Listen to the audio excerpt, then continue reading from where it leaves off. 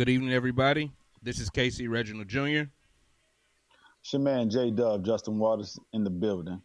This is UnderDawg Sportz.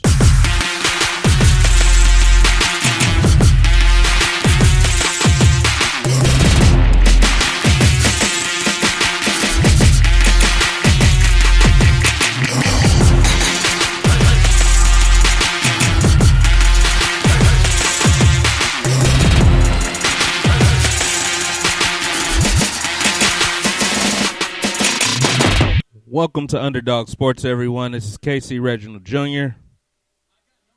J-Dub in the building, Justin Waters. We got a lot of show to cover today. Some of it's on a great note, the others on a somber note. Where do you actually want to start at, J-Dub? Let's go ahead and start on the NBA. Let's just go ahead since it's going on right now. These two conference finals are actually doing pretty good. Right now, we got the Heat and Celtics playing right now. Again, nobody in their right mind expected Miami to be the way they've been doing, especially how they dominated the first two series. Now, and yesterday, I got to give a shout out to the Denver Nuggets because they gave a good butt whipping to the LA Lakers when everybody thought this was going to be a sweep. So I got to say, this has been a very interesting conference finals on both ends. Yeah, definitely agree with you in regards to the conference finals. First off, you're right. I don't think anybody really gave Miami much of a chance going into this series. And for them to actually be leading the series 2-1 right now is a little bit crazy, considering they've only led about 20% of the time in the games played. So that's ironic to me, but they seem to be able to lead when the clock hit 0 in the fourth quarter. So they have that 2-1 lead, and right now they're all tied up in the first quarter, 18 all. So NBA conference finals are looking really, really good. I don't know. Who do you really got with LA versus the Nuggets? Because this series should technically be 2-1 Denver right now. I'm still going to go ahead and say LA. Denver is giving LA a run for their money. I mean, we both knew that how they were giving the Clippers a run for their money, although the Clippers really, really underachieved. I'm going to go ahead and still go with the Los Angeles Lakers because that was my pick at the beginning of this season, so I got to stick with it. I like Denver. I liked Denver last year when they were in the playoffs, and they looked like they were going to upset some teams. So I'm going to go ahead and stick with LA, on this one. But I'm not going to give them – everybody says LA in 5. I'm still saying this may go 7 games. I'm with you on the 7 games. If it goes 7 games, then I definitely got to go with the experience in 7 games. But I don't know. It's something about this Denver team. They are feisty, and they're not just going to roll over and die. I like the Pirates love that you tried to throw in the shot, but we're not going to say that about that. I mean, we suck, but the hat look good, though. I really think, again, the Nuggets are playing like that Detroit 04 team. The one that had Chauncey, the Wallace brothers, with Ben and Rasheed, and Rip Hamilton and Tayshaun. They didn't really have, Jamal Murray's becoming a star.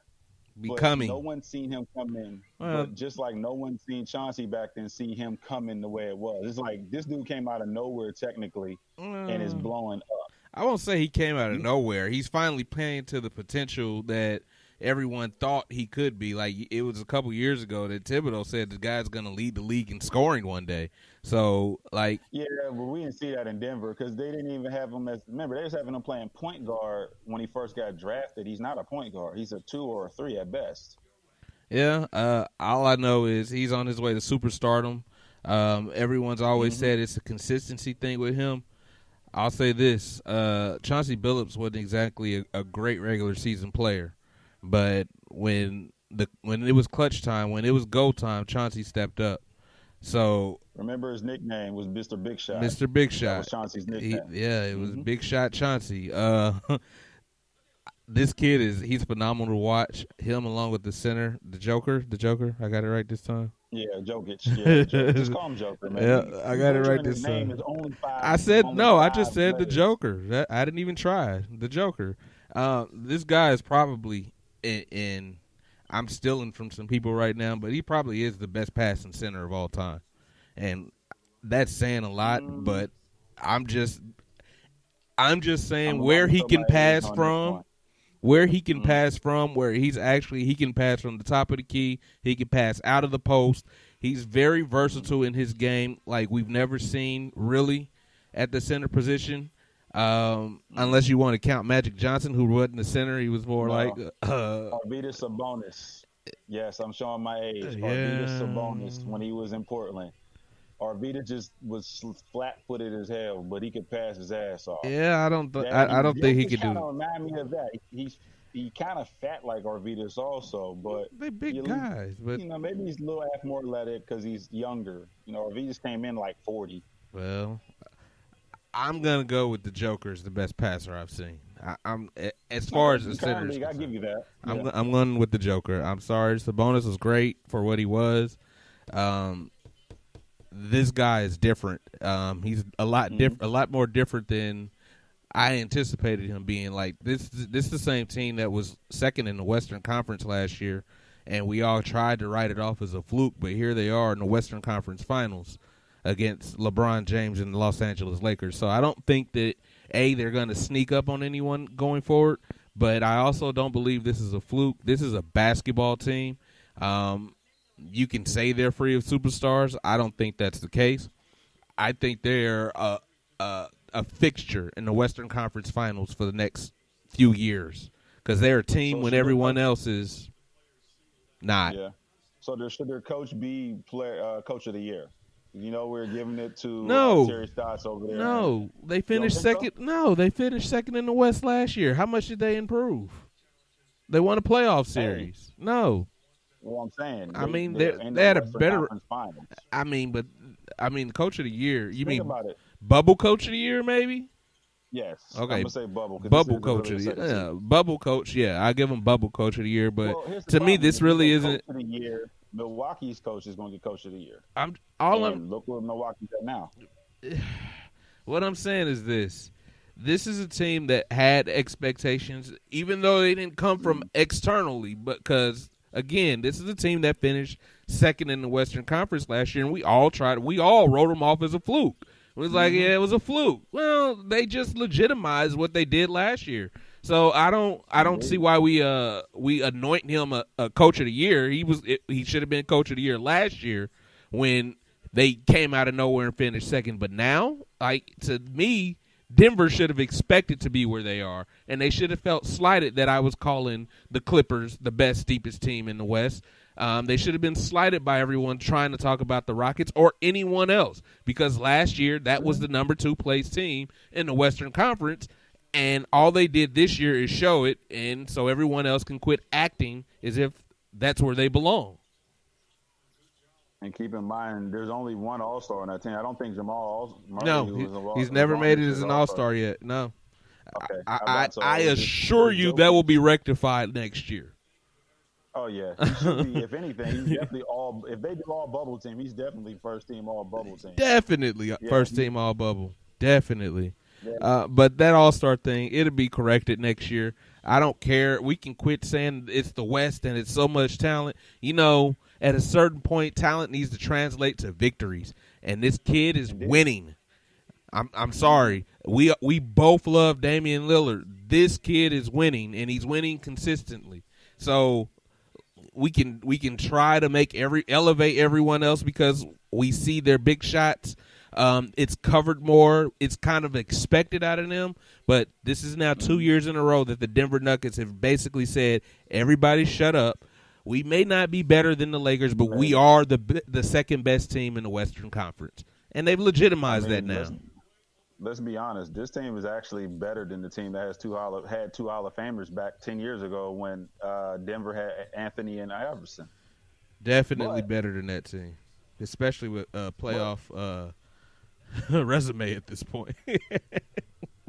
Now on the flip side, this Heat squad. Now actually, we should take it back. Spoelstra should be bubble coach of the year because nobody expected, not a single team expected the Heat to be playing the way they are. Especially how they eliminated the first two rounds with eliminating Philly and eliminating the Bucks, specifically the Bucks. Okay, I'll give you the Bucks. Seen that coming. I'll give you the Bucks, but I'll also say this about the Bucks: their record going into the tournament inside the bubble was not very good. They were not playing championship level basketball since coming back. Well, the last 10 games, remember, they still it had wasn't the best just record in the league. No, they had the best record in the league. Yeah. In the league overall, but inside the bubble, they were not very good. No, that's what I'm saying. I'm counting out before the pandemic hit. Yeah. I was counting. They had the best record in the league because it was them, then the Lakers, right? And the Lakers had just squeaked over it. Right, but it's how they played in the bubble. Down the stretch, Milwaukee, they were still outside the bubble trying to play basketball inside the bubble, and that's what it seemed like to me. And that's on their coach. That's on their organization for not being able to push those guys to another level. But Eric Spoelstra is a good coach. What he's done in Miami is remarkable. I'm still going with the Nuggets coach. But no, because I just said that we should have expected this from the Nuggets, and nobody expected anything similar to this from the Heat. I guess I got to give it to the guy that I really don't care for, Eric Spoelstra. I think you're right there. That's a solid pick. Yeah, I'm about to say, bro, you got to give it to him. I mean, other times where Spoelstra was coach of the year, he was carried. He was carried. He was carried. Yeah, right. he was not carried this time. This is a testament to his coaching, what he's done with this team, and no one can take that away from him. He has learned under one of the best in the history of coaching, Pat Riley. But I think he no longer needs that leash. I think he can actually go out on his own and do his own thing, or Pat can retire because he's way, way old, and Spoelstra moves upstairs and he grooms. Damn near. Yeah, and Spoelstra moves upstairs and he grooms a new guy, and he can follow in Pat Riley's footsteps. You gonna follow the Godfather? That'd be interesting. I mean, why not? He's got championships. He's the winningest coach in Miami history. Why not? Yeah, very true. Why not? Let's move on. If we get, I'll give y'all score updates as they come. They're still in the first quarter right now. Let's move on to sticking with the NBA, but let's talk about the Houston Rockets and the trade rumors surrounding key acquisition last offseason and now trade bait this season, Russell Westbrook. First off, Can we go after the general manager and James Harden first? Because again, go for it. I just want to keep saying the same thing I've been saying and saying and saying. If everything around James Harden continues to change, at some point it has to be James Harden. They've changed role players, they've changed sidekicks, they've changed coaches. The only two things that have not changed is Morey and Harden. And for some reason, this dumbass owner don't get it. Like, come on. You do know Tillman Fertitta is all about making money. As long as the Rockets fans are getting on this whole beard thing, or they on the ride with the beard and getting the little dolls with the beard and everything dealing with the beard, that's the only way that this team is going. This is the way the team is built right now. Tillman Fertitta's not worried about wins. He's worried about making money. He's making money. So they lose. Can I say this? James Harden was quoted just saying that he's gonna fight and claw and figure out how to win one championship. He wants to win one championship in Houston, and this is what I have to say about that. He should be on the next plane out of Houston. Because if your goal is only to win one championship, then I don't need you. You're not that guy. You're just trying to get in a conversation with everyone else that obviously outclasses you in the postseason. So I don't want the guy that says I'm trying to win at least one. I want the guy that says I want at least three, and I want to take out LeBron in the playoffs to show that I'm that guy before LeBron is on a walker doing this. Okay, so I get the quote. He's being PC about it. So Bull. When has Mr. Strip Club been PC? Keep going. My bad. Well, only people in our market know about him in the strip club. Lies. The problem is with James Harden is the biggest issue is his playing ability. Remember, I said this before and I'll say it again. This is Carmelo Anthony all over again when he took the New York deal. Instead of signing with his homeboys to go play with the Heatles, the original Heatles, which wasn't supposed to be Bosh, it was supposed to be Melo. Melo went and became a one-man show, and the Knicks didn't do nothing. They made one playoff appearance, so I got to give them credit. Harden's made more than one playoff appearance, but they won't win anything because no one can play to his style. Harden's the ultimate and one mixtape, not named Steve Francis. So why are they trying to trade Russ and not James? They're trying to trade Russ because they can't pay two guys with that large contract. And I'll be honest with you, they're going to put right now. James has brought in more money, revenue-wise, fan-wise, I guess, than Russ. Of course. He's been here longer. Am I agreeing with you? Right, exactly. Am I agreeing with the fact that Russ should stay and James should stay and Russ should go? Absolutely not. I'm not necessarily saying that. I'm just saying, why is it automatic? Because I kind of agree that of the two of these players, there's only one of them that's going to be able to technically age and continue to play at a decent level, and that's Harden because he's a jump shooter. Well, that and the fact is, and Russ goes too hard. Eventually, that body. It's already wearing down. We talk about him as the modern day Allen Iverson. You realize after a while, Allen's body couldn't take it up too much longer, and that's when he started to go ahead and not play as well, not wanting to play. You've seen the age hit him faster than not. And that's what's happening to Russ right now. Same thing. Russ is 31. It's not like he's young. He's 31. He got 4 more years on that contract, which will make him 36, and he's averaging $42 million a year on that contract. The Rockets are stuck. The Rockets is pretty much stuck unless they blow up this team. Harden got 3 more years. Russ got 4. Until they blow up that team, nothing's going to happen. And that's why I said I'll be shocked if someone trades to get Russ. Now, that's the thing. People will trade for Harden. Right. Now, I did see one trade scenario that's out there from a Cleveland Beat journal where it was Russ for a whole bunch of players in Cleveland, including Kevin Love and draft picks, and Darius Garland, which was their last year's number 1 pick, which was basically the consolation picks for getting Anthony Davis, a whole bunch of stuff moving around. Do I see Cleveland with Russ? Do I see Russ in Cleveland? No. I know if Russ gets traded, that is not a city he wants to go to. And does Kevin Love fit playing with the Rockets? No. Unless the coach is willing to slow down that type of offense and not run that small ball, speed ball. Kevin Love is not that type of player. He's a great utility guy. Of course, KC has trashed him several times. When I brought up we brought up a long time ago, I said the Rockets should trade for Kevin Love. And I'm still saying no. Because they're not. I would say Andre Drummond, but Andre Drummond can't be reliable in the fourth quarter. Kevin Love can. I still say no. Big man. I'm just saying no. He's an American Jokic, bro. Or Jokic. Yeah, about 12 years ago. He still can get you a solid 15 and 10 and still hit 3 for 3. He may have a better shooting percentage than Harden. Well, that's not saying much. He's not a volume shooter, though. I'm just saying. So that's the issue. You're making it like that's saying much about Harden and shooting percentage. On certain games, Harden can literally go 1 for 20 and continue firing. So that's not saying much. The last playoff game they were in, it was terrible. Charles Barkley said terrible.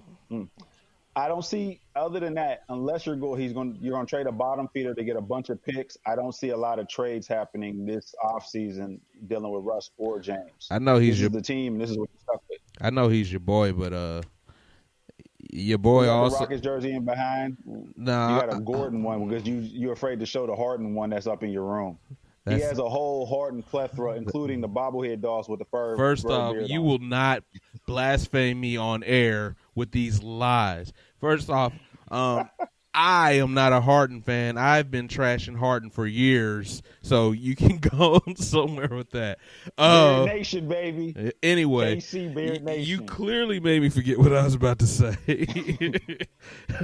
Well, let me find you got some Adidas in the household. You know there's some James Harden Adidas, low cut Adidas. I can't stand it. I can't with you. Wow, James Harden, huh? Yeah. Anyway, let's move on to the NFL. Before we move into the NFL, I'm going to go out of order real fast because I think the biggest story in the National Football League today is the passing of Hall of Famer Gayle Sayers. Gayle Sayers still is the youngest player ever elected to the Hall of Fame. He literally played 5 seasons in the NFL, 5 full seasons, and he had a few years where he played 2 games and was injured. But 5 full seasons. This is how much of a difference maker this guy was. He doesn't even have 5,000 rushing yards. And not even close. Still, it's close. But he doesn't even have 5,000 rushing. But he's still a first ballot, youngest Hall of Famer in the history of the National Football League. That should tell you all you need to know about him. Other than as far as the player is concerned. As far as the person is concerned, you should see the movie Brian's Song. That will tell you about the person that Gayle Sayers was. In the time full of discrimination and segregation and hatred, Gayle Sayers loved his white teammate all the way to the end. You should definitely check out that movie. Rest in peace to Gayle Sayers. Our condolences to the Sayers family, to the National Football League family, to the Hall of Fame family that lost Gayle Sayers. I agree. Only team played, like you said, 5 seasons, went to 4 Pro Bowls, 5 first-team All-Pro, which is weird. He was more All-Pro than Pro Bowl. Rookie of the Year, and for the short tenure he played, he's on the All-NFL 75th and 100th anniversary team. That's commendable far as his stats are concerned. Again, like Casey was saying, going to see the movie, it's probably it was out before we were born because they got Billy D. Williams. Got to be 30 years old, at least. Yeah, no I said at least. Listen, don't be telling people your age. Don't be listen. You older than me. I just said don't be telling people your age. But like I said, they got Billy D. Williams in there. That's telling you a lot. But rest in peace to Gayle Sayers. Without him, I would say a player like Terrell Davis probably still wouldn't be in the Hall of Fame just because, this is dealing with short career. And, the NFL is all about longevity. That's why we always argue about Frank Gore probably going in the Hall of Fame without being an impactful player for the majority of his career. This guy was definitely impactful for the short time between 1965 and 1971. I will say this. It's about to be extremely controversial. Jamal Charles. Anyway, let's move on to the NFL injury report. I will give you a pass on Jamal Charles. What? But before Jamal, they got to put in Priest Holmes. I'm just saying. I agree. Jamal, you got to put in Priest. I agree. Let's move on. Speaking of running backs, let's talk about the biggest story coming out of last weekend. It wasn't who won the Seattle-New England game, although that was a hell of a game that I'm going to catch a little later. Cam Newton just thumbed his eye in the face of the Carolina Panthers. Who else picked up the Indianapolis Colts? Who else picked up quarterbacks? The Indianapolis Colts, Jacksonville Jaguars, all of them. Hell, we could say Atlanta Hawks, Falcons. We could say chokes. Dallas Cowboys. But yes, did not. Hey, wasn't I telling you that he should have went to Dallas the entire offseason? Didn't I say this? You did say that, but I was like, Jerry's not going to have a guy that is going to have an opinion. Robert Kraft got one. Bill Belichick got one. But here's the thing. Them guys are willing to go ahead and convert nowadays. Jerry, did you see what Dak Prescott had on after the Falcons game? Boy, had a cowboy hat and jeans tighter than any woman's leggings I've ever seen in my life. I'm like, Lord Jesus, he's going to have misconception. So let me say this in regards to that. I'm not going to say he's acting like a houseboy, but that's what he's doing. No, he's acting like it. I said that last year. Okay. And he's still saying it when he agreed with Jerry Jones on the kneeling thing. No, he is. I'm sorry. If he's trying to do this to get that contract, he can probably get that contract with any other team that needs a quarterback right now. But no, he couldn't because, again, he's still not as valuable to anyone else as he is to the Dallas Cowgirls. He could have got a deal. I'm sorry. He could have got a good deal even in Carolina before they got Teddy B. Well, he wasn't going to go to Tampa. That was a setup. We all knew that. But still, Cam Newton is killing. I mean, that was one hell of a game between Seattle. And mind you, keep in mind, Cam don't have weapons. There's not a weapon on that team. He got the same exact weapons that the Golden Boy had last year, and one of those two guys are looking like a Pro Bowler. With those weapons, and that's all I'm gonna say about that. And the Golden Boy left because he said he didn't have them weapons. Cam came and said, "All right, I'm gonna do what I gotta do. I'm used to not having weapons most of my career. Let's just go ahead and go for it." Let me take these lemons and show you what lemonade really tastes like. Touchdown, Tom, Mr. GOAT, man. I know Belichick is sitting there thinking, if I had this guy 10 years ago, I would have 10 Super Bowl championships right now. Man, that's all. Yeah. Man. Anyway, but we're not talking. We're not talking down on the GOAT or by any stretch of the imagination. But let me tell you something. He looked like the calf these last two games. Cam Newton in that same offense looks like Patrick Mahomes. Looks like MVP Cam Newton. Tom Brady ain't never looked like this in that offense. That's all I'm gonna say about that. GOAT. Again, he got no weapons. If you get him one receiver, one, not Edelman, not short little white Edelman receiver, but give him a stretch receiver. Give him Randy Moss, bro. We ain't even got to go too far. In this era, give him Julio, bro. That's all you need. Give him Julio. If AB had some sense, you could have had, and AB was normal. Of course, he's not going to be in the NFL no more. We already know he's banned because ain't no one even giving him a phone call. If he get a job before Colin Kaepernick, I'm done.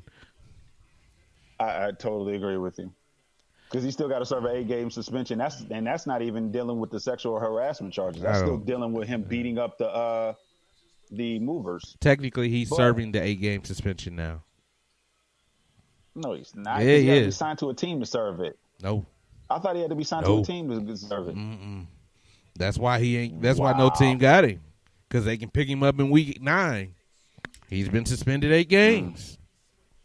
That's how this works. Antonio Brown. Anyway, let's get back to these injuries. Let's bring this up.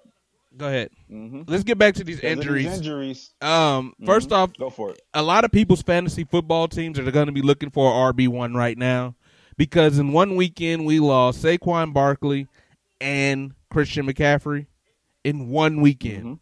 Christian McCaffrey is probably the number 1 player off everyone's league's board, and I don't even think it's a stretch to say probably. He was off the board first, and Saquon Barkley was in top 5 in basically every league. Even though I think fantasy owners regretted that because they ain't got no line. They ain't got no line. They ain't got no line. Oh. But these injuries, some of these coaches are saying it's typical for about this time of year where these injuries occur. And then some of the players are starting to find the value in preseason. We could literally go through the injury list. It literally is a who's who of football players. You got Saquon. You got Christian McCaffrey. Last week we had Michael Thomas and Marlon Mack. Like this is literally like the who's who. Nick Bosa went down with a ACL. Solomon Thomas went down before the season started. 4 San Fran players. Yeah, before the season started, you lost Von Miller. Like this list goes on and on. If you're talking local, it was my Chiefs. We've already lost our starting quarterback, Charvarius Ward, to a broken hand. Pittsburgh, have y'all gotten any of this love lately? Our Pro Bowl lineman, David DeCastro, he's out until they put him on IR, so he's week 8. We lost Zach Banner, who's the other side of the line. tore his knee in game 1. So our line is on second and third stringers right now. We getting guys off the street. The big thing about this right now is the fact of the matter is we underestimated preseason. Now a lot of people say, well, the starters don't play in the preseason that much anyway. But the problem is a lot of the stuff that because of COVID, they didn't have these preseason camps teaching people how to tackle, how to properly secure themselves when they're about to get a hit. Saquon Barkley's injury was the guy tackled him high, and Saquon was almost out of bounds and twisted his ACL. That was the play was already over. Saquon was out of bounds. I don't even know why the guy was tackling, but it ended up costing Saquon the season.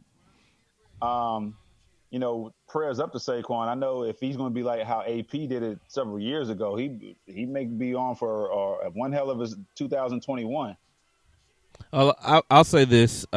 He's very young, and that is literally the only thing looking up for him right now is that he's very, very young. He's a running back in the National Football League, and if anybody looks up the average lifespan of a running back in the National Football League, it's not even 2 full seasons. He's going to get chances because he's Saquon Barkley. But I'll say when he comes back, if I'm him, I hold out until the Giants do something with an offensive line, because he's never going to have the career that he should have running behind a bunch of scarecrows, and I think that's kind of putting it nice. But they got their asses kicked in their last 2 games up front. Now, they may have played those games close early. The last one they played the game close throughout, but it was the Bears, so that's not really a feat. I'm just being honest. Like, even Mitch Trubisky's Week 1 comeback win was against who? It was a nobody to me. So it's the Bears, and until they do something with their quarterback, they're gonna be just the Bears. But they got abused by the Bears up front. They got abused last week up front by the Steelers.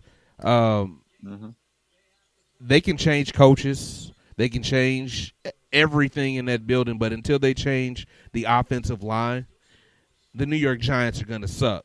Daniel Jones will never be a good quarterback.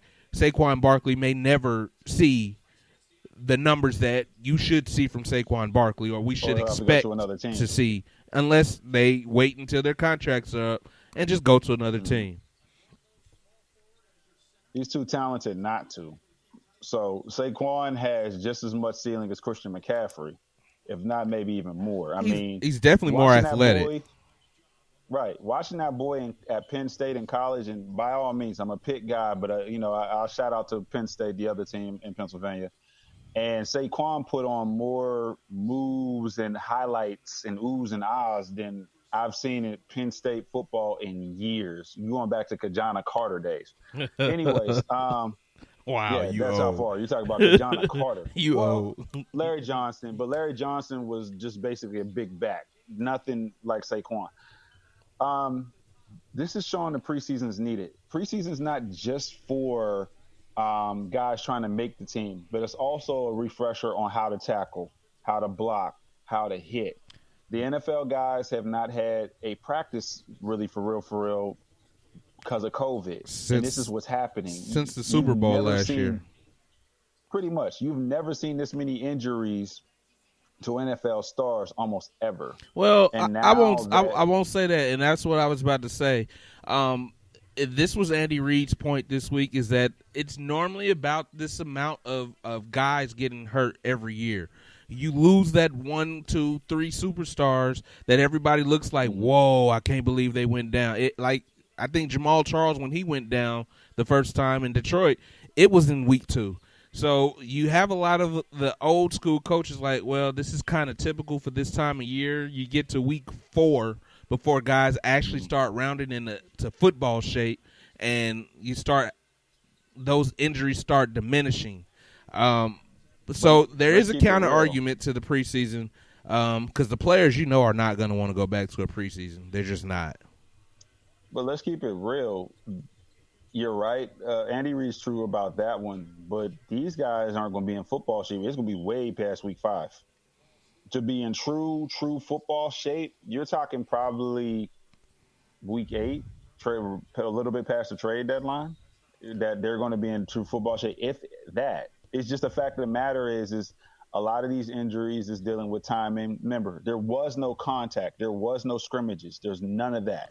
Well, You're just basically playing 7-on-7 football, and that's it. They barely wore pads. Like if you see every time you watch the Chiefs, the Steelers, or anybody else, when they had their drills or they were going through their quote unquote preseason, they were mainly in pads and shorts. They weren't in full-fledged equipment for the most part. yeah, you're right on that, and there is going to be a debate about the preseason coming up. But there's one injury in the NFL, probably the most controversial injury I have ever heard of in my life, was what happened with Tyrod Taylor Sunday before the Chiefs game. Obviously, if you've watched the Chiefs game, you know that Tyrod Taylor did not start. If you are any sort of a football fan, today you found out why Tyrod Taylor did not start. Initially, they were saying that it was a complication with the pain relief shot. Yes, you damn right, it was a complication with the pain relief shot. The doctor, the medical doctor, the guy that went to medical school, punctured Tyrod Taylor's lung administering this shot. So Tyrod Taylor is probably going to lose his starting job because of malpractice. Yeah. And he has no recourse because these guys they can't file any type of lawsuit because they agreed to let these doctors care for him. So he's going to lose his starting job because Justin Herbert played remarkably well. Now, I will say the Chiefs ran out of junior varsity secondary. I will say that. I was just about to say let's just call a spade what it is. The Chiefs ran out of junior varsity secondary, and that junior varsity secondary is probably going to play again Sunday or Monday night, and probably the week after until Rashard Breeland comes back, and then he might turn into a turnstile again. So the Chiefs are playing with a patchwork secondary. But Tyrod Taylor is a victim here, and he's going to lose probably his last opportunity to be a starting quarterback in the National Football League. Yeah, because he's on his last legs right now. We were both shocked that Tyrod that the Chargers never even called Cam Newton. Aren't they feeling foolish now? Right. We forgot to call that name, yeah, because they said we'll think about it. No, we're committed to Tyrod. You fools. Tyrod, right. They'd have beat the Chiefs with Cam. Tyrod Taylor had great highlights, but he was never. You've never seen Tyrod Taylor as a full-time. You mean runs? A couple runs. I said highlights. A few. I said highlights. Maybe 3. He had a solid season in Buffalo. They went to the playoffs that year under him, but it's the Case Keenum factor where, yeah, we made the playoffs because of our team, but if we find better, you out of there. And they didn't find better in Josh Allen, but Tyrod was obviously out of there. And then the whole Baker Mayfield saga, so that was out. So Tyrod is a game manager. He doesn't really have a whole lot of I can go out and win you a football game in him. I'm just saying. Tyrod Taylor is a placeholder for whoever you draft as your rookie quarterback because it's happened 3 times. But I mean, twice. What I'm saying is that's been his peak since forever. So for us to go back and say he didn't really get a shake, like this is what the dude is. He's a game manager. He's a black Trent Dilfer who's just more mobile. Why not? Why not? Nah. Why not? Why not? There was no. Trent Dilfer had expectations. Remember, Trent Dilfer was another one pick. This guy never had that. Come on, bro. Because I'm talking about what their careers actually are, not what expectations are. Like the difference is Dilfer won a Super Bowl. If Tyrod Taylor would win a Super Bowl, that's literally people bring up that Super Bowl. That's literally won a Super Bowl under Ray Lewis. But I'm just saying that's literally Tyrod Taylor's career, except for he's more mobile. Because he did have a hell of, like I said, I'm looking at the stats right now. His 2016 and 2017 seasons, he put up 2015 and 2016. He put up some nice numbers in Buffalo. If you look at it and not see Tyrod Taylor, and you would think he probably should have been in the Pro Bowl with 3,000 yards passing, 20 touchdowns, and 500 yards rushing. That almost is Pro Bowl caliber player, despite anything. But again, 20 touchdowns is Pro Bowl caliber. Maybe in the 90s. Total, if you no, 30 touchdowns. You said 20 caliber. I went back. Oh, I'm sorry. 20 touchdowns. I'm adding his rushing touchdowns. I'm adding the rushing as well. Okay, so I'm just combined saying. Total. Maybe in the 90s, 20 would get you. But the thing is like you said, he's no more than what he's going to get. But the problem is he shouldn't have been able. You go out because you weren't successful as far as your stats are concerned. You go out because not because you got punctured by the doctor. If you get hurt, you get hurt on the field, not 2 hours before the game. It almost sounds like sabotage. It wasn't 2 hours before the game. They told this kid after the coin toss that he was starting. He's starting. That's right. Yeah. But it's almost like this was sabotage to bring Herbert in. I was like, damn it. If I was Tyrod Taylor, I'm sorry.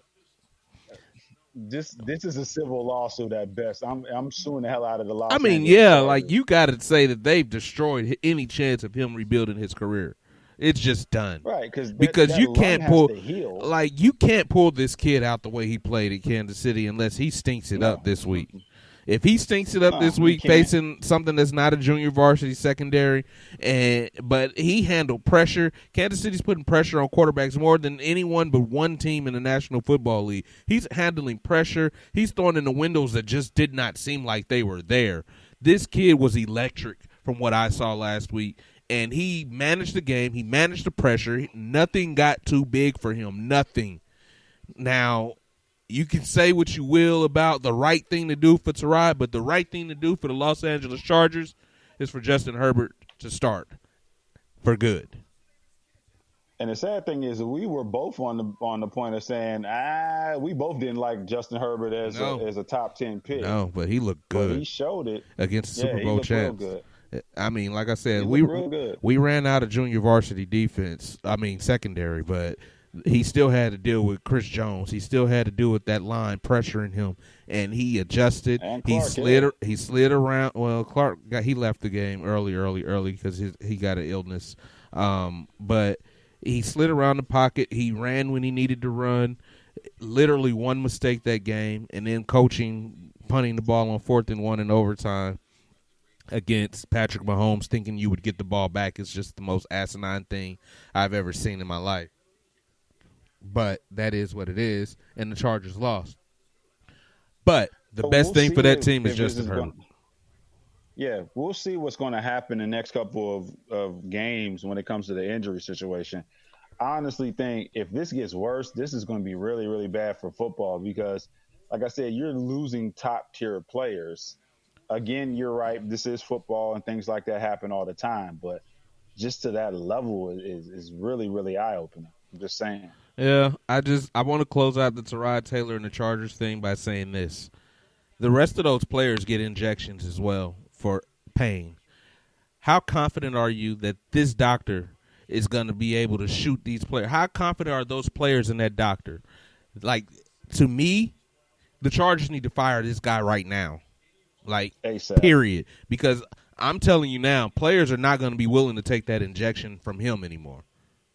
Just not. Mm-hmm. I agree. So I am going to move to our teams as we transition to our last 40 minutes. But I want to throw a curveball at Justin. I don't want to do the picks for those games until Friday. All right. But let's do the breakdown review. Yes, sir. Let's look at the Texans. The Texans lost to Baltimore. They are 0-2. But I will definitely say this about their 0-2. They lost to the defending Super Bowl champions and the team that everyone felt like should have been in the AFC Championship game at least, and the team that a lot of people are picking to win the Super Bowl this year, the Baltimore Ravens.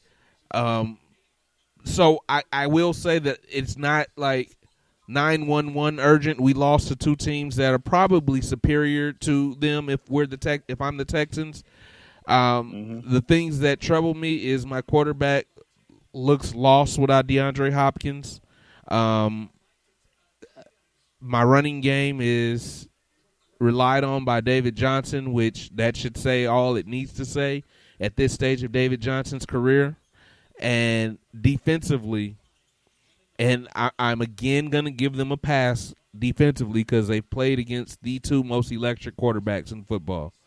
The first two games to open the season without a preseason. So defensively, the jury's still out, but their schedule doesn't get easier. They got some hard games coming up. So we'll see. But from what I saw on offense, my whole theory about having receivers good enough to beat at least a number 2 guy and being more balanced, well, that was wrong because these guys can't get open. Deshaun Watson doesn't trust them. He don't get time for them to get open, and they're not running the ball well. So offensively, I don't know where the bright spot is for the Houston Texans right now. I will say this. Deshaun, to me, did a lot more than what he did against the Chiefs. And I will say this, Baltimore's defense, just because they don't have that many injuries on there, is a lot more sound than the Chiefs' defense is. My issue is, again, like I've been saying, is the running game because they're, at least with Carlos Hyde last year, you kind of had to have the linebackers cheat just in case Carlos Hyde had to go ahead and break one, even if it's a delay, a halfback delay, or even him in the flat. David Johnson, game 1, he looked good against the Chiefs. Game 2 against Baltimore, he looked irrelevant. It's not helping Deshaun's maturation process at all because the fact of the matter is, if you can't run, then I'm going to make sure I'll go man and I'm going to make your receivers beat me. But when your receivers aren't averaging, the highest grade receiver right now is Brandon Cook, and he's only averaging 50 yards a game, and yet he has 3 drops.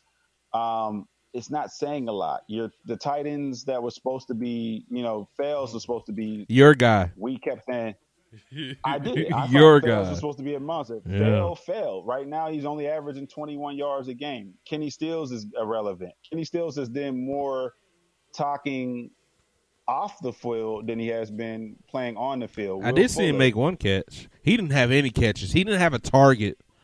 But that's on the quarterback.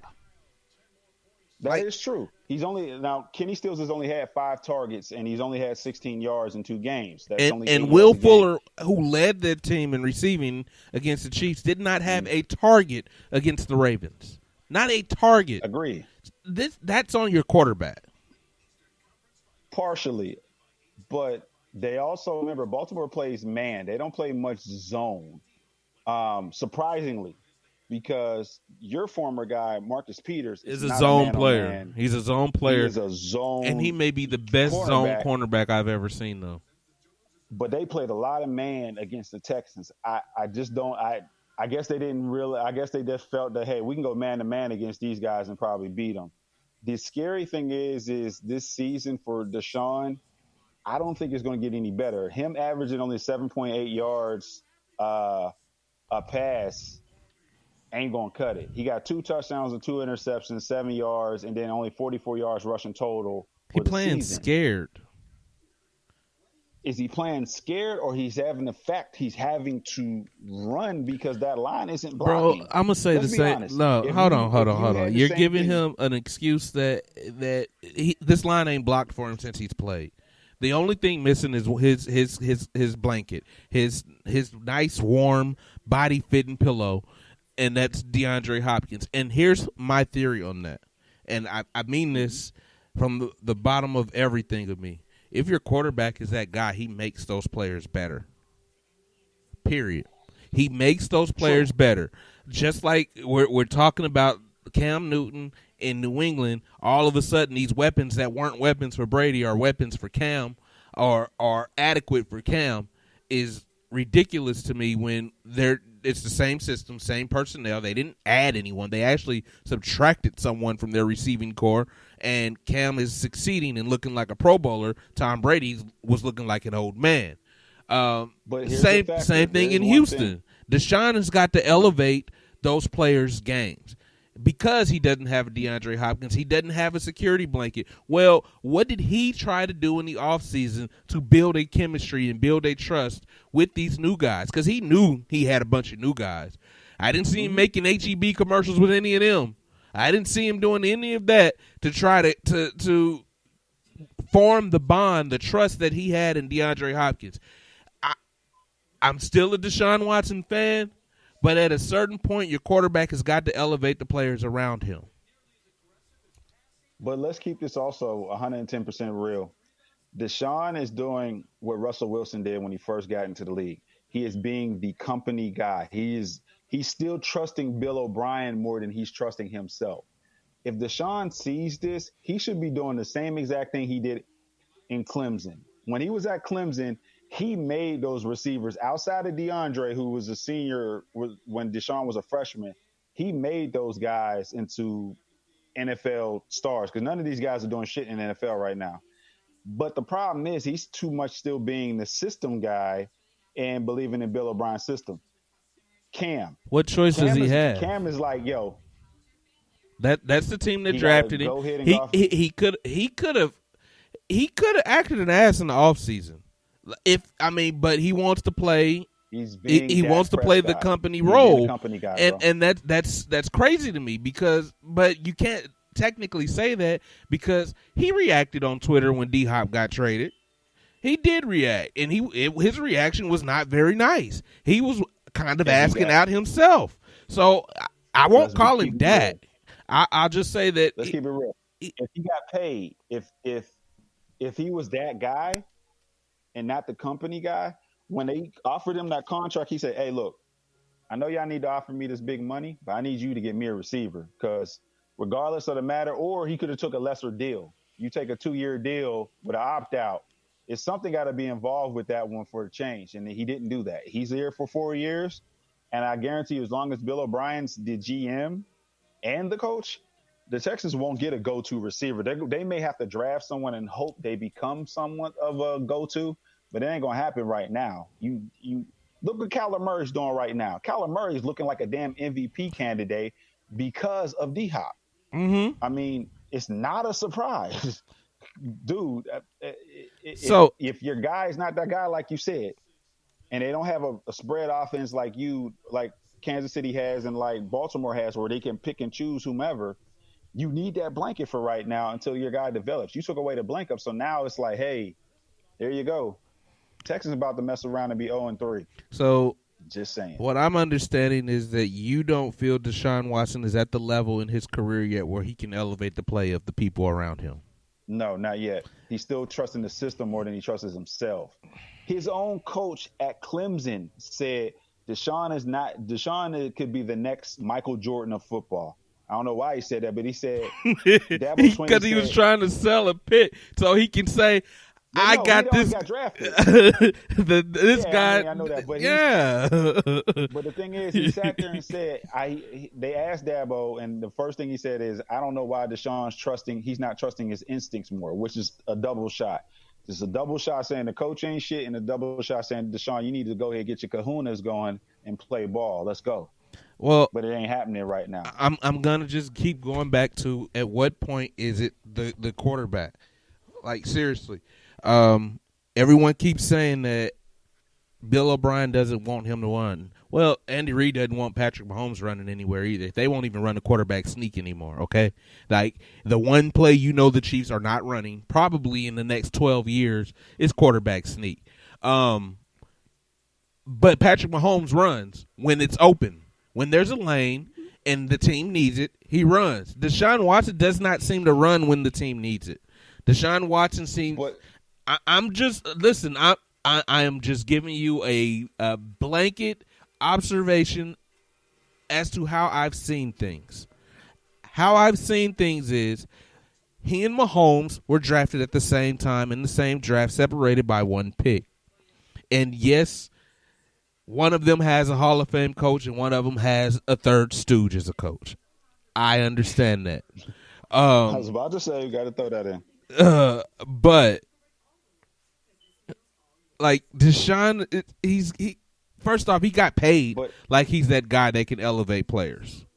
Let's say that he got paid like he's that guy, and you're paying him for what you think he can do, because you aren't paying him for what he's done, because he just went to the playoffs. Matt Schaub did that, and you cut him. So I don't. You paying him for what you believe he can do. Well, if Bill O'Brien paid him, are based off of what Bill O'Brien believes he can do, and Bill O'Brien is the coach and general manager, nothing's gonna change here. Nothing's gonna change. Here's the thing, but here's the one factor. Deshaun's believing in that system, because if you look at right now this season alone, and you look at the youngest quarterbacks in the league right now starting. So Patrick, Andy Reid lets Patrick do Patrick because Patrick's successful with Patrick doing Patrick. John Harbaugh, let Lamar do whatever the hell he need to do just to win. And now we're going to add a new one to this mix. Kyler Murray. We'll go with Cam. We're going to go with Cam. We're going to go with, exactly, Kyler Murray. We're going to say Cam too, but Cam's a vet. Cam's been in the year now 10 years. Kyler Murray. You go ahead and you let that kid at his height, because he's all of 5'7", and let him do what he can do, and he's balling out. He is looking like this kid could, he right now is an MVP candidate, top 10 quarterback. Just looking at the 2 games he's played. Now, will this last the whole season? We don't know yet. No, they haven't played anyone yet. Right, but the whole point of the matter is letting the reins go and letting your quarterback do what his ability is. Bill O'Brien still is in that mindset, I can make Deshaun Watson Tom Brady. And so Cliff, doesn't work hold on. So I just want to get this straight. And this is, like, first off, if you're a Texans fan and you're hearing this should really be a slap in your face. What college did Kingsbury was what? Texas Tech. He started at Texas Tech, and then he got fired from Texas Tech because he did not have a winning record in his time at Texas Tech. You're telling me with Patrick Mahomes his first year. I understand. I'm laying this out there because I want Texans fans to be offended. You're saying Cliff you're saying Cliff Kingsbury, a guy that couldn't even win in college, is a better NFL coach than Bill O'Brien. Yeah, I'm saying that right now. If you're looking at the metrics of this season, yes. Wow. I'm okay. I'm just saying this. I'm okay with the Texans being 0-2 because they played 2 very, very hard teams. But looking at what that offense is doing, they're not letting that kid pan out. The offense is only averaging 15 points a game. You're not letting Deshaun be Deshaun. Deshaun is there's a reason why Deshaun is doing what he got drafted to be what he is. But there's a reason he got paid. But this is the Deshaun we've seen in the National Football League, and you're expecting him to change into something different now? Yes. By year 3, where are we on? Year 3 or year 4? Year 4. This is year 4 for him as a starting quarterback. I'm sorry.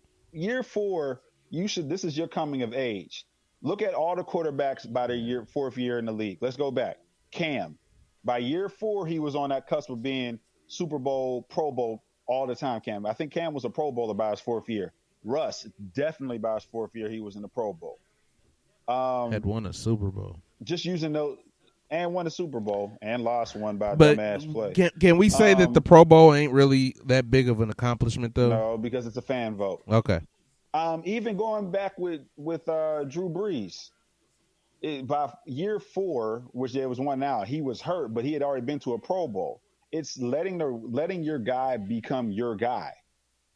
You know what you're going to get. But here's my problem with that. System-based. But here's my problem with that. Deshaun's been in the same system this entire time. Like, at some point, he's got to master this system, and he should know this system inside and out, and what works, what does not work, and be able to adapt on the fly. He's already been paid. So There's no reason for him to be He a ain't yes going man. nowhere. There is no reason for him to be a yes man anymore. There's no reason for him to not create. There's no reason for him to not take a step because he there. And if they got to pick between O'Brien and Watson, they have no choice. They got to pick Watson, period. That's the end of the discussion. So let me say this real quick. Look at year 4 with Dak Prescott and look at year 4 with Deshaun Watson. I'm just saying. Year 4, Dak was a Pro Bowl and lighting it up. Now, mind you, he had a monster with Zeke. But you can't take away what Dak did on the field in year 4, which was just last year. I just want to say this. It's got to be the biggest disappointment in every Houston Texans heart to hear you compare Deshaun Watson to Dak Prescott. I'm being completely 100. If you are saying that Dak Prescott is his standard, then every Texan fan right now probably hates you and are really next week. Yeah, I was gonna get there. Probably ends up like boycotting our show because you're saying that that's his ceiling is Dak Prescott, and Dak has to be surrounded, and I think that's where we're heading at here is Deshaun Watson needs to be surrounded by talent in order to win in the National Football League. Yeah, at this magnitude, yes. So you give him the wide receiver, you give him a better tight end, you give him a running game, you give him a line. Yes, you have to. I don't know what the Texans stop paying JJ. I mean, eventually y'all got to know y'all can't afford JJ and Whitney's contract. They're not going to be what they were. You're going to have to cut ties with them. Y'all going to have to start paying this offense to do what they do, not name Laramie Tunsil. All I know is they had D-Hop these years prior to this, and they still didn't do what they do. All right, Texans defense. Blame it all on the receiver, though. I mean, I'm just saying. D-Hop did what he needed to do. He did his numbers. I'm just saying. And the problem with that is I'll go back to when is the quarterback going to look away from that one look? The same thing that we talked about last year. When are we going to get past one look Watson? Because that's when you shall receive. That's when you need. That's when you see growth in players. Is when that one look, when that first look is not open, and they can go through their progressions and make the right play. Deshaun Watson's still not doing that in year 4. The Texans defense is giving up 33 points a game, but again, they've played against the defending Super Bowl champs and the defending MVP of the National Football League. This week they got the Pittsburgh Steelers coming in. I don't know if we're going to call them exactly a high-octane offense, but they have a quarterback that's going to sit his ass still in the pocket, so I don't think there should be any excuses for the defense this week.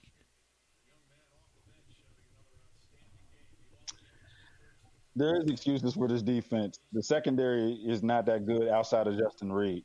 I'm sorry. You got rid of majority of your secondary as well.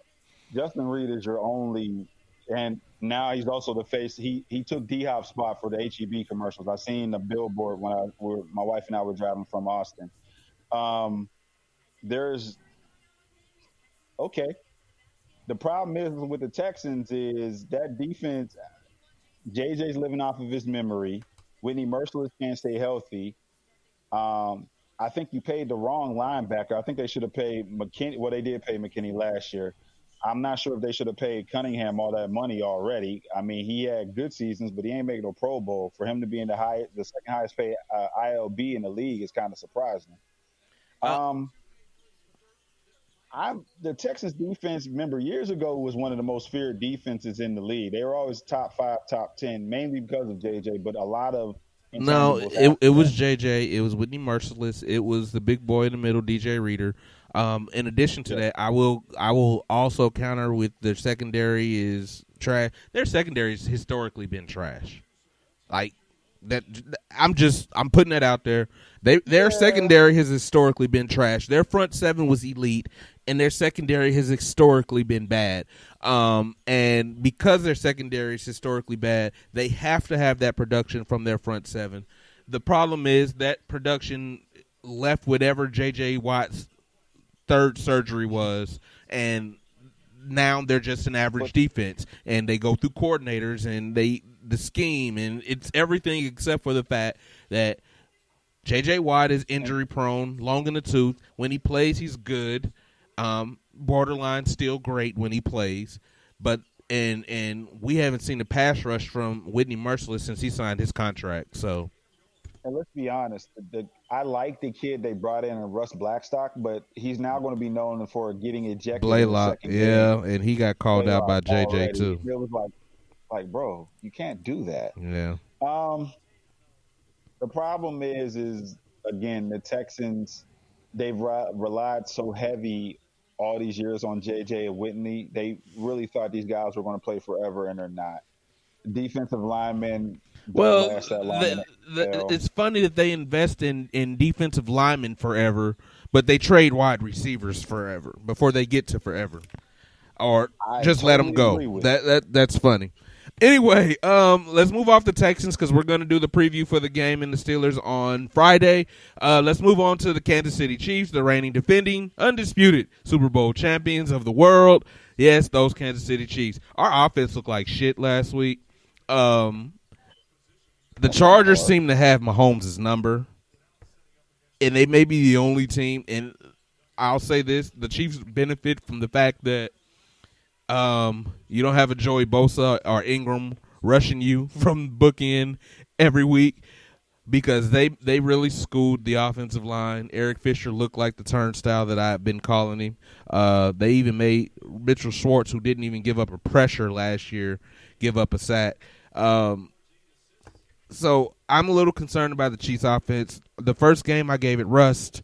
The second game, I just feel like we got outmatched in so many ways. Our leading rusher was Patrick Mahomes.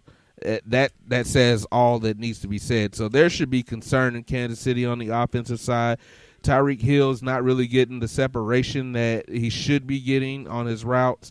He got thrown open on that miraculous throw, special throw. Come on, bro, roll your eyes. But why are you hating? It was a great throw. He got thrown open. No, I'm not rolling my eyes. Patrick Mahomes made Tyreek Hill better on that play. Deshaun Watson, Tyreek take notes. actually used his hands. He didn't have a choice. He actually used his hands and caught the ball, not a chest. He didn't have a choice. But the Chiefs' offense have really got to kick it in gear. And it could be a little bit. And I'm not going to make any more excuses because a lot of people said it was a trap game because the Ravens are coming in. And then they're lost. No, the Chargers outplayed the Chiefs. The Chiefs should have lost this past week. On offense, on defense. Only place the Chiefs beat the Chargers last week was on special teams, and that was the difference in the game. 58-yard kick. He made two 58-yard field goals in that game. So, I will say this. I actually was impressed. Pat only had one sack. He only got sacked once. Yeah, he was rattled because I've rarely seen, and ever since we've been doing this podcast, I really paid attention to Patrick Mahomes. But I've rarely seen him throw as many times as he did against San Diego, the team formerly known as San Diego. For him to throw it 47 times, it was like, wow, okay. But he still had 302 yards. Tyreek still had 99. Kelsey was Mr. Consistent. Thank you, because he's on my fantasy football team. And Mahomes is on your fantasy that team. Would be fine. I mean, I didn't expect Clyde Edwards-Helaire to have every game with 100 and something yards. I kind of had a feeling he was going to have a game that may have not been as strong. This was it. Now the problem is y'all got a Baltimore team that is just as fast, if not faster, than the Chargers. Oh. Okay. One thing they did is they kept putting Kenneth Murray, who, Lord, I wanted him to be a Steeler, but he got drafted higher. They kept basically having him on Clyde the whole game. Like, my man had at least 12 tackles against y'all, and that mainly was because he wasn't coming off of Clyde at all. I mean, shit. But again, I won't call it a trap game. They didn't know what to expect with Herbert. They may have downplayed Herbert, but the biggest thing is y'all defense. That run game I keep saying Eckler and Kelly, and it should have been Justin Jackson, but it's Kelly kid. Um, they balled out. I mean, either they Well, Eckler had almost 100 yards, and we Kelly had some big the runs. Chiefs So defense struggle against Eckler, and they're going to continue. He's a good football player. That's just what he is. He's a good football player. He's Christian McCaffrey light. very underrated. Yeah, he's Christian McCaffrey light. He's that good of a football player, and the Chargers are a good football team that are. And I said this last year. Without Phillip Rivers, they probably are in the playoffs and do some good things. But the Chiefs have got to play better. Yes, we can keep saying that we are bitten by suspensions and injuries and this and that, but the team that they have on the field is the team they have on the field. Mike Pennell will be back this week, but Mike Pennell is not the end-all be-all to run defense. Our linebackers are underwhelming, and they are not playing Willie Gay Jr. They still have Ben Neiman on the field. Ben Neiman is an undrafted player out of only Anyway, he shouldn't be playing linebacker. It's starting linebacker in the National Football League. Dorian O'Daniel. I know you've never been a fan of Hitchens. Dorian O'Daniel must suck because he's been behind Ben Neiman for 2 years, and again, Neiman was undrafted, and everybody knows I don't like Anthony Hitchens. Yeah, I'm not a fan of his.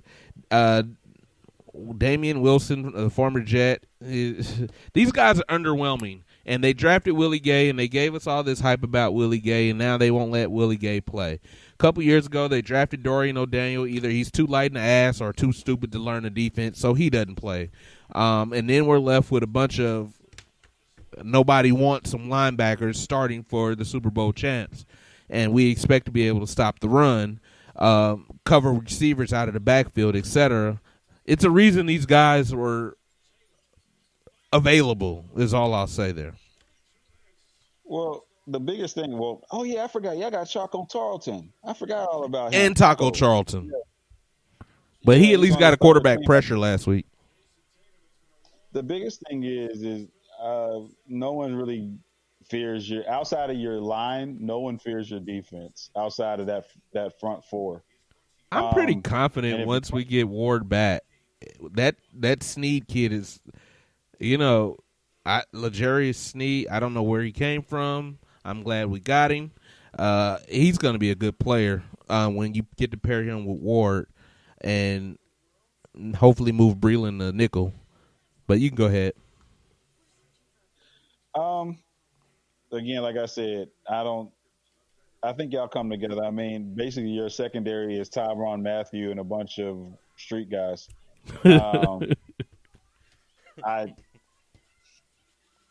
Baltimore. I can't even argue because we don't have a single first-round pick in our secondary. Matter of fact, besides Mathieu. Mathieu, I think it was a third-round pick, but that's because of his history. He would have been a first-round pick. Yeah. Y'all gonna have your hands full against Baltimore because the problem is all of a sudden Jackson is starting to learn how to throw, and I didn't even get no feedback when I said one of the two most dynamic quarterbacks. I put him up there, and I didn't even hear "It's about time" from you. Wow. You want a biscuit? I'm just saying. I mean, he ain't played nobody. He ain't played nobody this year. Exactly. You knew when you say that with Jackson, you're going to have a disclaimer about it. I mean, but who's he played? If you can say that without a disclaimer, then I'd be like, cool. But I know. Who's he played? I'm just saying. I'm just asking. Who's he played? They beat the Texans. We beat the Texans too. Who they play week 1? I have no idea. But anyways, the biggest factor of it all is y'all be fine. This is just y'all secondary right now is dumpster juice. So once y'all get y'all shit together, y'all be okay. I still have y'all projected at 12-4. So I'm not going to get off of that tangent. Yeah, they play the Browns and the Texans. That's all I'm going to say. Well, you can't sleep the Browns. You can Why just not? sleep the quarterback of the Browns because I mean Odell and Landry is still dynamic. If they had a better They so quarterback, dynamic. They Odell and scored Landry. six whole I know points. that's the problem. That's the problem. They're so dynamic. That's the I'm just problem. saying Exactly. they played the Browns, who are the Browns, and they played the team that we just sat here and trashed, the Texans. Who have Bro, they played? I'm just saying. I'm just and me too. Let me ask you a question. Would you take Odell or Landry? What? Please Huh? tell me you wouldn't. What are you talking Yeah, about? exactly. That's tomfoolery. Would Of you take course, them on your of squad? course, they're talented. Okay. It's just saying the Browns just don't know what to do. I mean, It's the but they Browns of suck. I mean, I'm just saying that. I I mean, agree but with you. that's the truth. They suck. Just because they But got I'm just saying, a couple talented players, they still suck. they actually on paper have probably one of the top offenses in But the they league still just because it's the suck. Browns. It's the Browns, bro. It's the Browns. All I'm They gonna say is suck. it's the Until Browns. they stop sucking, it's the Browns. Come on, man. All right. We'll move on to the Pittsburgh Steelers. I'll let Justin lead here. We actually played a Denver Broncos team, and I have to say I wasn't truly impressed. Me either. We beat I them. picked y'all to win by 10 or more. Yeah, a lot of people did, and I was getting the feedback. Shout out to Tony Martiniano, who's another colleague of ours that works for Regions.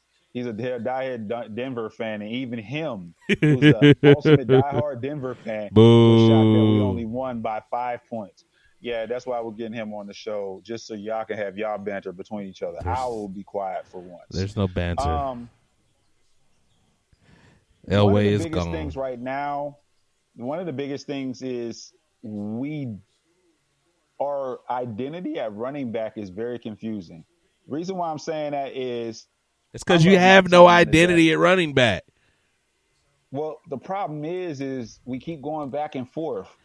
Because neither Connor one of did them are have very 100. good. I wouldn't say that. Apparently. Connor did have 106 yards, but then you only give the kid Benny Snell 5 carries last game. Where the game before, when Connor was out, he had 21 carries for a $121. Whereas like it's just not consistent at running back. I don't know why Tomlin is going back and forth. I really think they're trying to put a lot of emphasis. Actually, Benny Snell had 3 carries. I'm sorry, he had as many carries as the Can we say quarterback. y'all have a great Let's- offensive line and any running back can get Let's it? even be better. Yeah. We have a great offensive line, and our 2 top Pro Bowlers are out. Pouncey's been in and out of games a lot, and David DeCastro has been out, our Pro Bowl guard. Mind you, like I said, we're working on our 3rd string guard and 2nd string tackle. And like I said, and they've put in the 2nd string center with Pouncey a couple times, but we are balling. I have to say this. Ben is getting that ball out of there. He's only been sacked 3 times in 2 games, which is very surprising considering Ben in his prime is a definite damn near 4 sack target per game. But I will say this, and I've been saying this, Deontay Johnson. I kept saying his name, and I still say his name. He's on my fantasy football team. I don't think he's basically the pick. He was a 3rd round pick, which was the Raiders pick for AB. Now, am I saying this kid's AB? Absolutely not. I am not crazy, stupid, or otherwise. But the kid is balling. He right now is averaging 70 yards a game. That's good for a 2nd-year player that is also playing punt return. Juju's playing well. They were triple teaming Juju. I don't know why. We just have to have consistency at running back. And with us playing the Texans coming up this week, and we got Baltimore in a couple weeks after that, we got to be more consistent in that area, or we're gonna have some trouble. But overall, I was happy with the Steelers' offense. The defense, they took a little too many risks, a little too many blitzing of the corner and the safety. But I'm okay with that for now. I'm gonna say on your defense, Minka doesn't look as like he did last year, and I'm gonna leave it right there. Well, they're blitzing him a lot. So here's the thing: for some reason, if you look at it, Minka's in the square right now. They're blitzing him, and unlike like Tyrann Mathieu or a couple other ones, Minka's a tall guy. He's not short. So you can see when this guy's coming, and if you're a quarterback with half a brain, you can adjust to it. Minka's 6'2". You can adjust to that. And I think Tomlin needs to just keep Minka in the flat like he's been doing, like he did last season.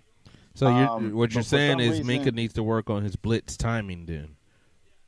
No, they don't need to have Minka blitz at all because the guy behind him right now is Mike Hilton, and Mike Hilton's is not that guy at free safety that Minka is at strong safety. Until we can get it, not Mike Hilton, excuse me, Terrell Edmonds. Terrell Edmonds is a great hitter. He is not a coverage guy, and if Minka blitzes, then we're in coverage. We in trouble. That means your tight end or your slot can go right there in the middle, and Terrell Edmonds is going to hit you. But if you get past him, that's an automatic 6. We got to stop that. Again, Tomlin loves blitzing. Our leading tackler last game was Mike Hilton that had 8 solo tackles and a sack, and he's a cornerback. He's a slot corner. I know Tomlin's experiment with doing this blitzing stuff. It was effective last year, but I don't know if it's painfully obvious when you go ahead and have one of the top Pro Bowlers now, one of the top guys. They're going to look for Minka all the time now. They didn't last year, but now they have to. But we'll see. They got to change it up. We got the Texans coming up next. And I'm praying we don't have Deshaun. This be his breakout game. I damn sure don't want it to be against us. Yeah, okay, I'm ready to drop him as my quarterback in fantasy. I just thought I'd let everyone know there. Deshaun Watson is available for trade. Anybody? Mahomes, so you ain't getting that. Yeah, no.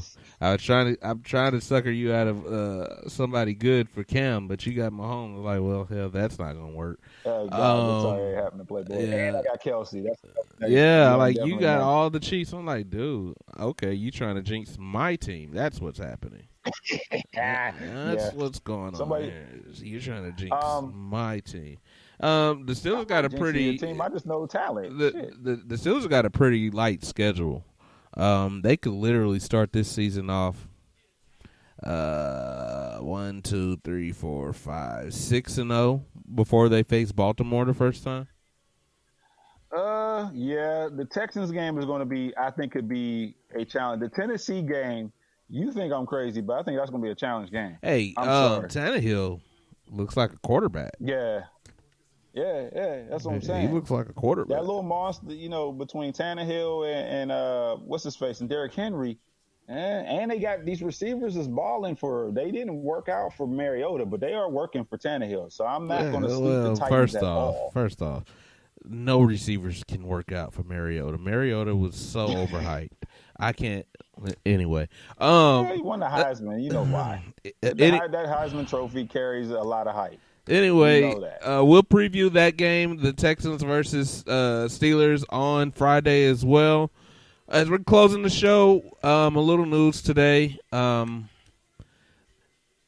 announcement for any charges in the case of the killing or homicide of Breonna Taylor, that verdict came out today. One former officer was charged for wanton something. And all that basically means is he fired recklessly into neighboring apartments. The Attorney General for Kentucky said that he found the shooting and killing of Breonna Taylor justified. Breonna Taylor was in her bed or in her home after midnight, chilling. Was asleep until they started knocking on the door without announcing who the hell they were. But this young lady's death is justified. This unarmed citizen, her death was ruled justified besides these ridiculous charges just to say they charged somebody with something.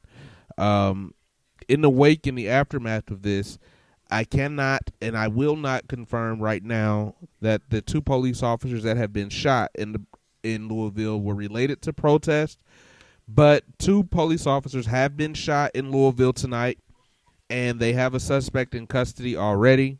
He's alive somehow, so there's a start of healing. I could say a whole lot about this. I've kind of taking the lead on saying this for the last couple of weeks. So, Justin? So, wanton endangerment and first degree is, like he said, is just basically reckless shooting. It said you have a gun and you shoot up the joint. So basically, he got charged for. They valued the neighboring apartment more than her life. Correct. That's what that means. Correct. Like the pictures hanging up on my walls are more important. I said, Justin, go ahead. Go ahead. Now, here's the issue. Wanton endangerment, because I've heard this before. This happened in Pittsburgh when I was younger with another young man that happened to, but it wasn't as, of course, we're not going to make it as controversial because, our city is partially bigoted. Anyway, the issue was with that wanton endangerment, it's only a finable cause of $30,000 and up to 5 years in jail. So Brett Hankinson is only going to get possibly 5 years in jail. He's not going to get 5 months in jail. Let's be honest. Right. And you already know they're going to do Lori Loughlin on him. They're going to go ahead and let him pick where he goes if he does get convicted. Was this right? Hell no. Excuse my language. Fuck no. Because a life is gone because the fact of the matter, you, again, are trying to protect your police. Not even 24 hours ago, the other cop that was involved with us sent out a message to his fellow police that he feels like he was unjustifiably accused. And this is just showing that the people's public opinion is bigger than the badge, which we've been saying for years. The badge act like it's end-all, be-all versus anybody in public opinion or otherwise. This is a horrible thing. I'll be honest with you. They need to go ahead and go to the district attorney or whatever the hell it is, Cameron's house, and they need to picket it before burn it down. Excuse me for saying that.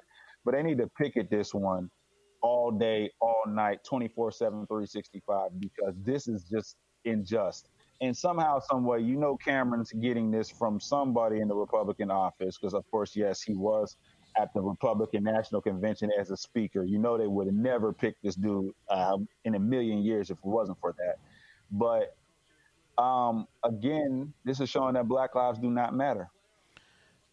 Just like Sandra Bland, we're still waiting to see what's going to happen with George Floyd and many others.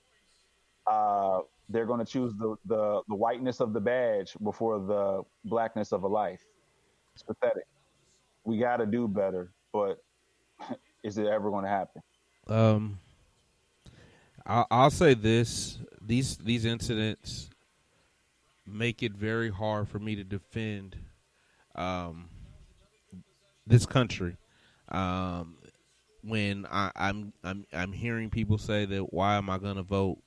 And I believe voting changes things, and voting will change things, and some turtleneck people or orange people may not be elected past November 3rd. I do believe that that voting can change things. But I will tell you, it is very hard to continue to defend a system that has oppressed you and discriminated against you and continuously reminds you that you're less than. No matter what you accomplish, you'll never be on the same level, treated with the same equality, the same fairness, have the same laws applied to you, no matter how much money you have, no matter who you rub elbows with.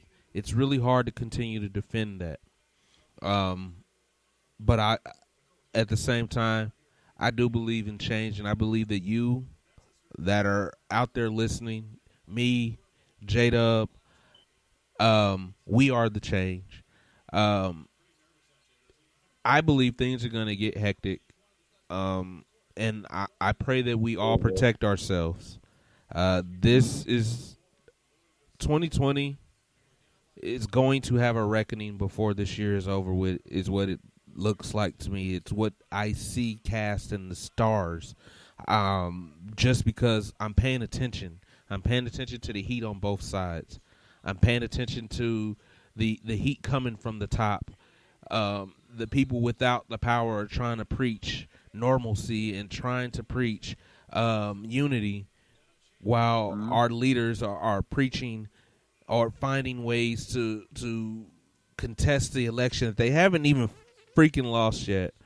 Um, Let's let's take one step further. Ruth Bader Ginsburg died on Friday. oh Rest in God, peace to Ruth Bader Ginsburg. Mitch McConnell didn't even waste any time. The woman hadn't been dead for over 4 hours, and they already announcing, well, we're going to make sure to replace her spot. He didn't even have the courtesy to wait for the woman to go ahead and be buried shit, before he was she makes at the the coroner's announcement. office? Probably not. Shit had Anyway, leaked that fast like a TMZ bullet, and he already had an announcement. We're going for it. This is pathetic. But this is the America we're living in, ladies and gentlemen, and it, you love it. and Why? I have no fucking idea. folks, we can change it. We can be that change, but it starts with every last one of us. Um, if you're sitting on the sidelines, if you are out there and you have not found a passion to get out there and make yourself heard, to make your votes matter, then honestly, what the hell are you doing? Because if you continue to see your kids and your neighbors and your neighbors' kids and your family get shot, get killed, and not even be able to actually be mourned, not get the justice that they deserve, because we won't go out there and do our jobs. Folks, November 3rd is fastly approaching. Say her name. Remember her name. Remember their names when you choose to go out and vote. Anyone that needs help voting in Harris County, I am a deputy voter registrar. I will come to you, help you fill out the voter registration card, and take it to the office myself. But it's time that we do our part so we can quit saying, well, they are making all the decisions for us. We don't have a voice. It doesn't matter what happens to us. Black lives won't matter until we show them our lives matter, and the only thing they believe in is voting. Anyway, I will see you guys on Friday at 8. Until then, I'm Casey Reginald Jr. It's your man, J-Dub, Justin Waters, we in the building. This has been UnderDawg Sportz.